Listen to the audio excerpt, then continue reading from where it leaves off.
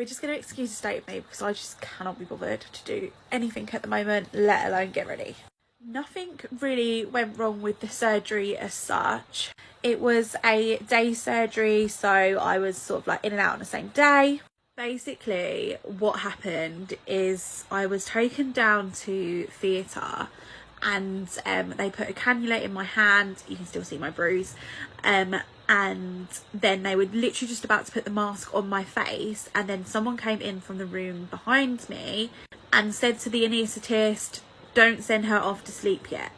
I was like, right, okay, what's going on? So the anaesthetist went into the theatre to speak to the staff about what's going on. I don't know if anyone's ever had an operation, but where I had it, they put you to sleep in another room and then they take you through to the theatre just so that you don't see anything what's going on, because it can be quite daunting. Obviously I was really anxious at this time because I suffer with anxiety as it was, and they all knew that, so I think they were a little bit like, oh my god, like only this would happen to me. He then came back into where I was laying on the bed and he said to me, right, there's going to be a slight delay because the machine that they needed to use to do the surgery had broken. As you can imagine, I was like, oh my god.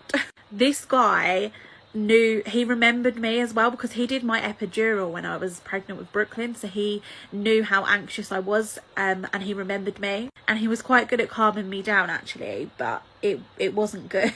I was then obviously taken back to the ward because they said to me that they're going to do the next patient just while they try and get the mechanics up to fix the machine.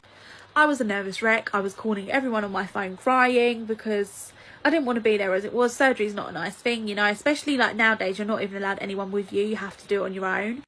So I waited about an hour and a half. Someone came back out and they said, right, it's fixed. We're taking you down now. And obviously all I had in my head was, what if I go under and it breaks again? Or they do half of the surgery and it breaks again.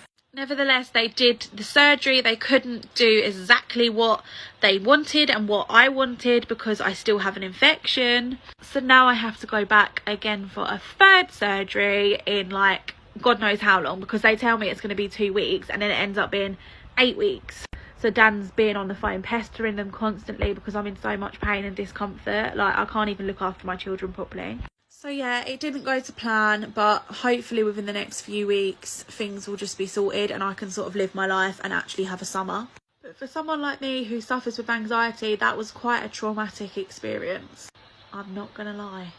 And I've never actually been under general anaesthetic before, other than the operation that I first had like 3 weeks ago. So yeah, it was very traumatic.